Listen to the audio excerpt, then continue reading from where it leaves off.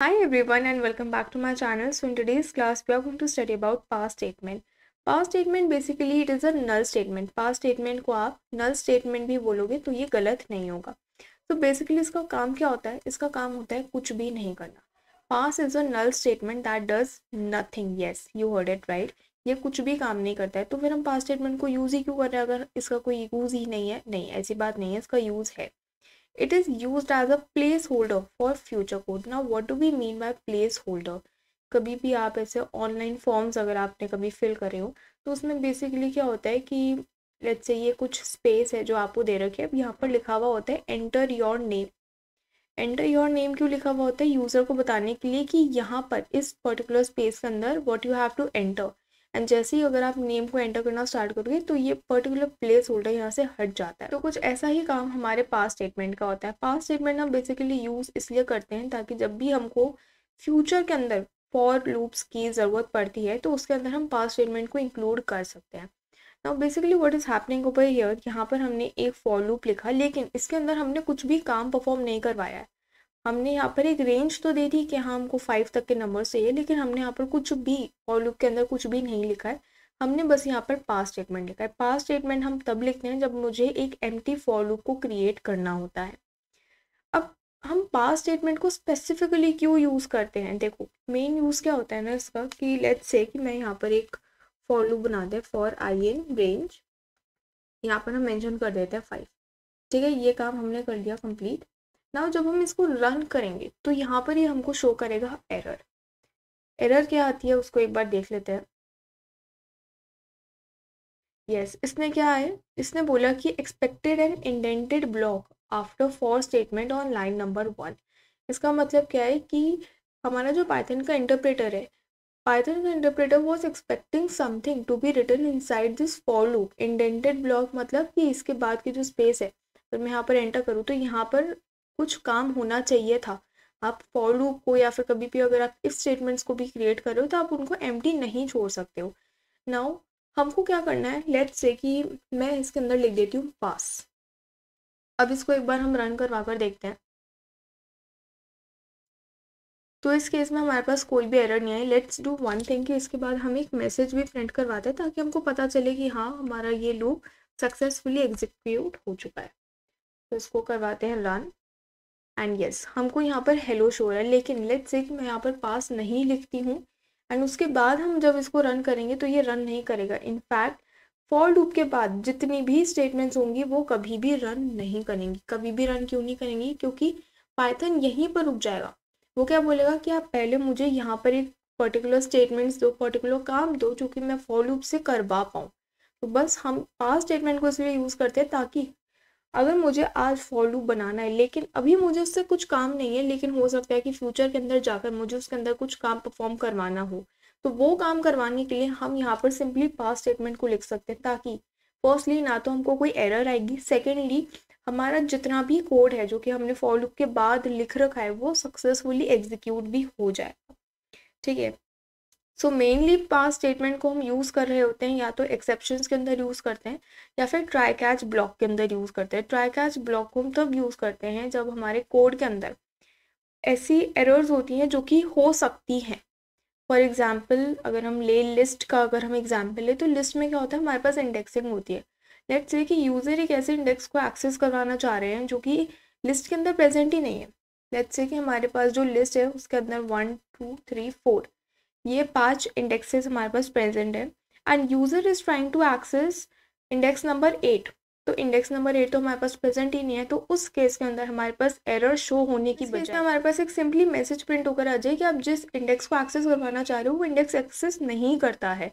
तो उस केस के अंदर हमको यहाँ पर एरर नहीं मिलेगी. ठीक है, now let's do some questions. These questions are not from the perspective of past statement but these are of the for loop के क्वेश्चंस. ठीक है, now the first question is write a program to find the sum of first n natural numbers. Okay इसको हम थोड़ा सा past statement से भी analyse कर कर देख सकते हैं. तो सबसे पहला क्वेश्चन हमारे पास ये है कि we have to write a program and we have to print the sum of first n natural numbers. Now natural numbers कौन से होते हैं? Natural numbers are the numbers that are starting from 1 till n. अब ये n कोई भी number हो सकता है जो कि यूज़र ने एंटर करा.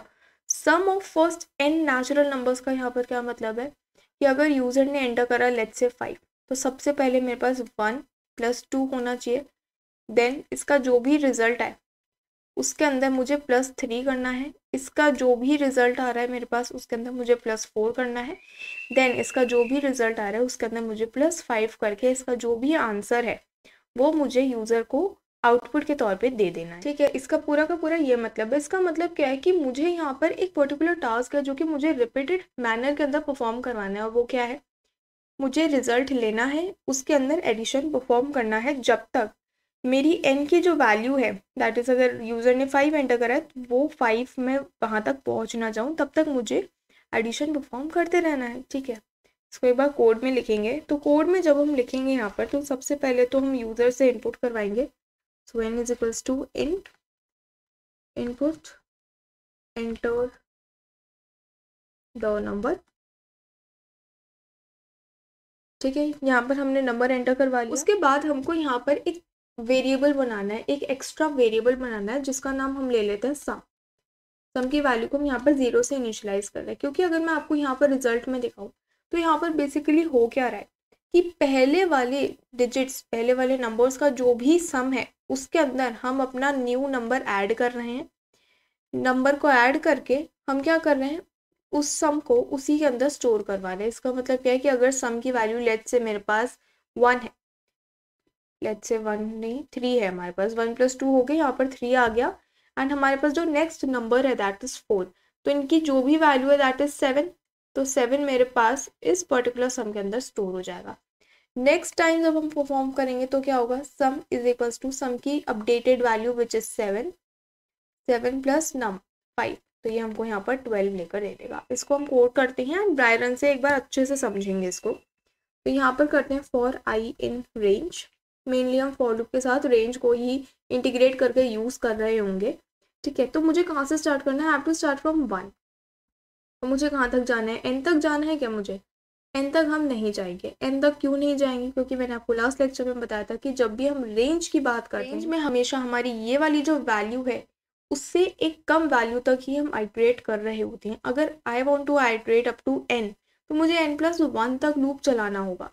हो सकता है कि यूज़र ने एंटर करा 5, तो मेरा क्या करेगा, अगर मैंने रेंज के अंदर यहाँ पर लिखा 1 to 5, तो ये कहाँ तक जाएगा, 1 2 3 4, उसके बाद ये रुक जाएगा, उसके बाद ये रुक जाएगा। लेकिन अगर हमने यहाँ पर i दैट इज़ 1,6 अगर हमने करा, तो ये 1 2 3 4 एंड 5 तक ये कंप्लीट लूप जाएगा। अब क्योंकि हमको n की वैल्यू तो पता नहीं है, क्योंकि वो यूज़र एंटर करेगा, तो हम क्या कर सकते हैं, ये जो भी वैल्यू है n, उसके अंदर हमको बस 1 को ऐड कर कर हमको दे देना है।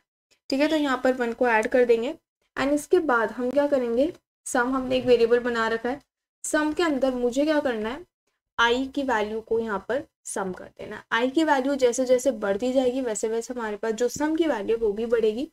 एंड हम क्या कर सकते हैं इसके बाद, तो यहाँ पर we can print the value of sum, the sum is, ठीक है, यहाँ पर हमारे पास सम प्रिंट होकर आ जाएगा। बस इसको रन करवा कर देखते हैं, उसके बाद हम इसका ड्राई रन भी अच्छे से समझेंगे, डोंट वरी।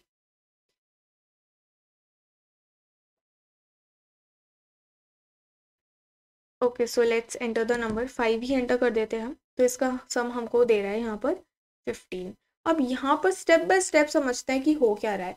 हमने बात करी फॉर लूप की, हमने एक आइट्रेशन लगाया for I in range 1, n+1, तो सबसे पहले आई की वैल्यू क्या हुई, आई की वैल्यू सबसे पहले हो गई 1।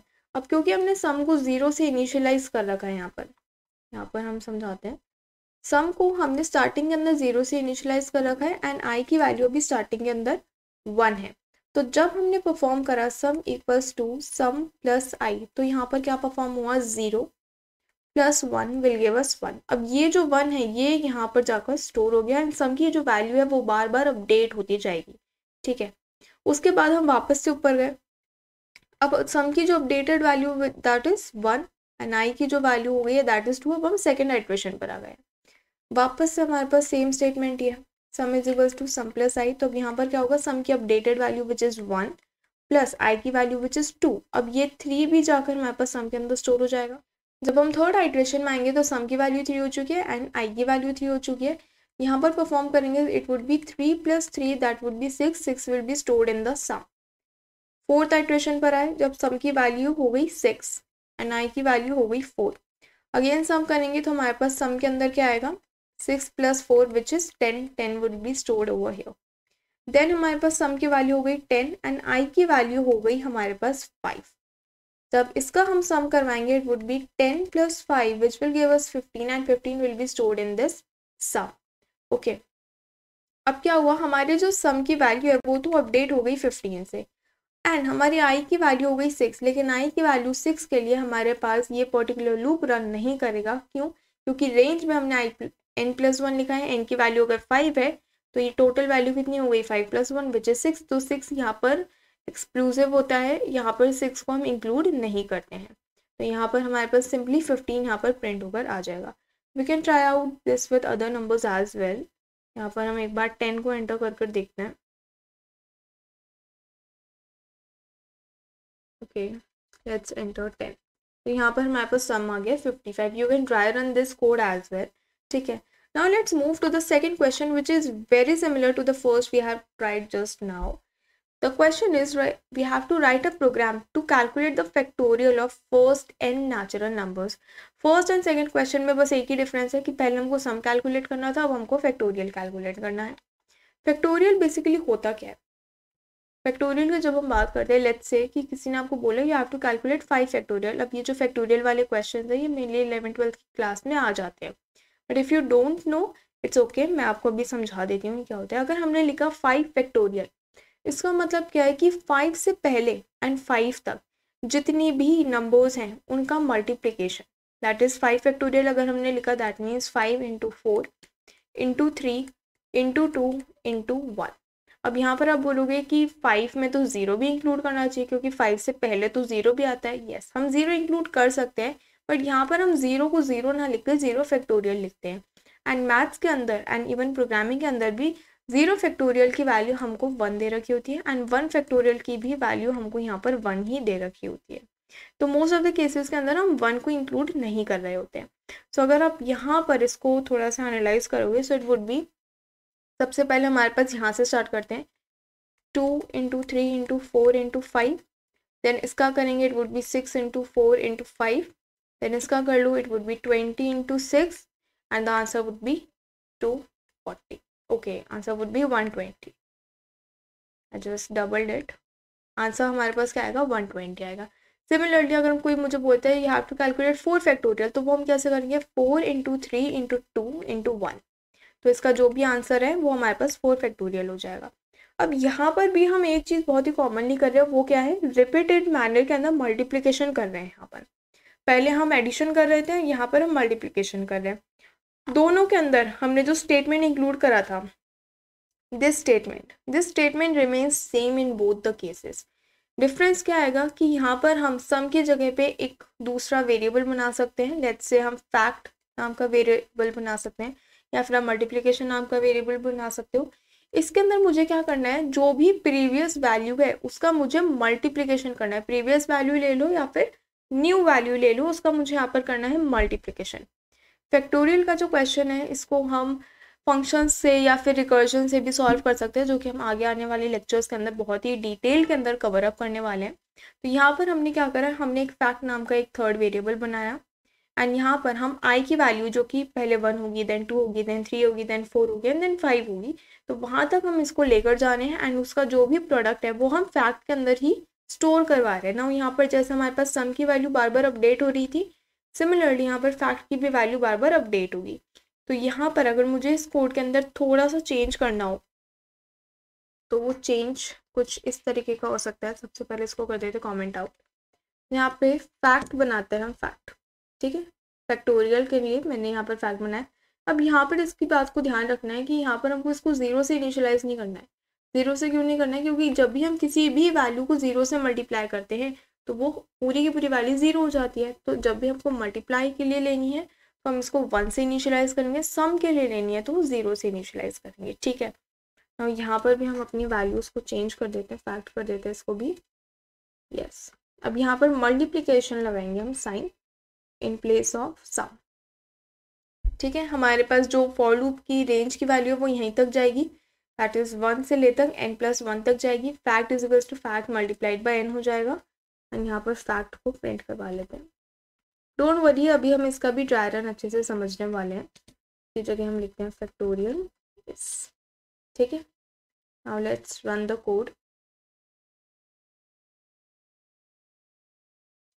यस, यहाँ पर हम वैल्यू एंटर करते हैं, 5 ही एंटर कर देते हैं, तो यहाँ पर हमारे पास फैक्टोरियल क्या आ रहा है, 120 आ रहा है।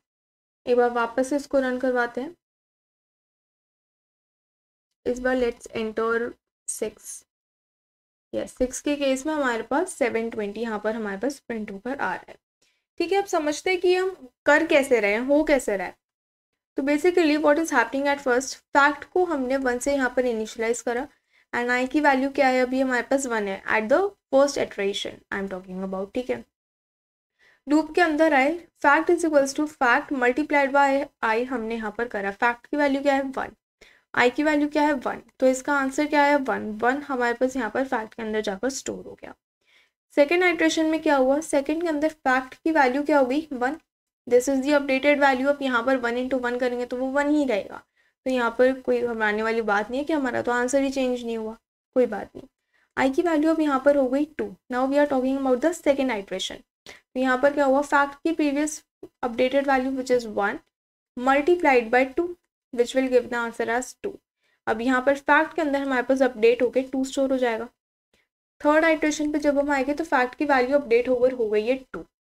ठीक है, आई की वैल्यू क्या हो गई, आई की वैल्यू हो गई 3। अगेन हम यहाँ पर मल्टीप्लाई करेंगे, it would B 2 × 3 which will give 6 and 6 यहाँ पर अपडेट हो जाएगा। फैक्ट की वैल्यू हो गई हमारे पास 6 एंड आई की वैल्यू हो गई 4। तो यहाँ पर fact is equals to 6 multiplied by 4 which will give 24। 24 हमारे पास इसके अंदर स्टोर होकर आ जाएगा। देन हमारी जो फैक्ट की वैल्यू है विच इज 24 अपडेट होकर 24 तक हम पहुंच चुके हैं। आई की वैल्यू क्या है, आई की वैल्यू 5 है। जब हम इसको मल्टीप्लाई करेंगे it would be 24 multiplied by 5 which will give you 120 as the answer. Next step में क्या हुआ, हमारे पास फैक्ट की जो वैल्यू है वो हमारे पास हो गई 120, लेकिन आई की वैल्यू हो गई 6। आई की वैल्यू जैसे ही 6 हुई हम इस फॉर लूप से बाहर आ गए, क्योंकि हमारी रेंज ने अलाउ नहीं करा कि आप 6 तक भी जाओ। हाँ, लेट्स से कि हम यहाँ पर क्या कर रहे हैं, हम यहाँ पर i+2 लिख रहे हैं, n+2 लिख रहे हैं। n+2 लिखेंगे तो क्या होगा कि n जो भी वैल्यू है जो कि यूजर ने एंटर करी है विच इज 5 + 2 तक मुझे जाना है, दैट इज मुझे 7 तक जाना है। तो इस केस के अंदर हमारे पास 6 तक की वैल्यूज जो है वो यहाँ पर प्रिंट होकर आ जाएंगी। ठीक है, so yeah, that's all for today. I hope you are able to understand the concept of past statement and the questions we have discussed right now. So yeah, that's all for today. Subscribe the channel if you are new to the channel and don't forget to hit the bell icon. All these notes as well as the code will be given to you on the Telegram channel, and you can join the Telegram channel from the link in the description box.